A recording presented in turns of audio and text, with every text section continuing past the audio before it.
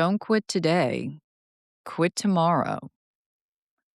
Don't quit today, quit tomorrow is something I wish I had learned earlier because there were so many moments where I wanted to give up on things that mattered, on things that were hard, on things that felt like they were going nowhere. And in those moments, quitting felt like relief, like the easiest option, the cleanest escape, the fastest way out of discomfort. But what I didn't realize at the time is this: most of the time, the urge to quit is temporary. The feeling to quit is not always the truth. When something feels difficult, frustrating, or overwhelming, your mind looks for relief, and quitting offers that. It tells you that you can stop trying, stop pushing, stop feeling uncomfortable. But that feeling is often tied to a moment, not the bigger picture. It is a reaction, not a decision rooted in clarity. And when we make permanent decisions based on temporary emotions, we often walk away from things that still matter to us. I had to learn to pause instead of quit. There were times when I was ready to walk away, to stop showing up, to stop trying, to stop pushing forward. But somewhere along the way, I started making a different choice. Instead of quitting, I paused. I gave myself space. I let the feelings settle. I told myself I could revisit the decision later. And more often than not, something interesting happened. The next day, the urgency to quit was gone. Time changes perspective. Distance has a way of softening intensity. What feels overwhelming today often feels manageable tomorrow. What feels impossible in one moment can feel approachable the next. When we give ourselves time, we allow our emotions to regulate. We move from reaction to reflection. And from that place, we are able to make better decisions, not based on how we feel in a moment, but based on what we actually want long term. Not every hard moment means you should stop. This is important. Just because something feels hard does not mean it is wrong. Growth is uncomfortable.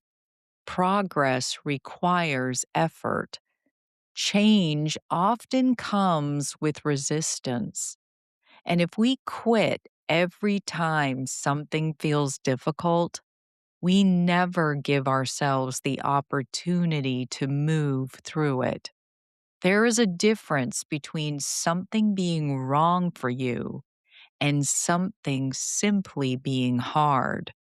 Learning to tell the difference is powerful. Consistency builds momentum. Every time you choose not to quit, even when you want to, you build something: confidence, resilience, trust in yourself. You prove to yourself that you can handle discomfort, that you can keep going even when things are not easy. And that builds momentum. Momentum that carries you forward on days when motivation is low. You can always quit tomorrow. This is the mindset shift that changed everything for me. Instead of saying, I am done, I started saying, if I still feel this way tomorrow, I can quit then. It gave me an out, but it also gave me time to think, time to breathe, time to reset. And most of the time, by the next day, I didn't want to quit anymore. I just needed a moment.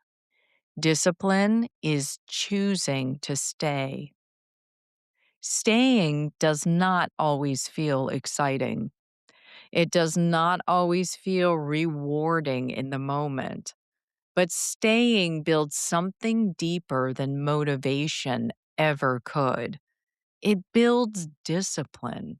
And discipline is what carries you when emotions fluctuate. It is what keeps you aligned with your goals when things feel uncertain. It is what allows you to follow through on what matters. Not quitting creates possibility. Every time you keep going, you give yourself a chance to improve, a chance to grow, a chance to see what happens if you do not give up. Quitting closes that door, but staying, even one more day, keeps it open. And sometimes that's all it takes. Give yourself one more day. You do not have to commit forever.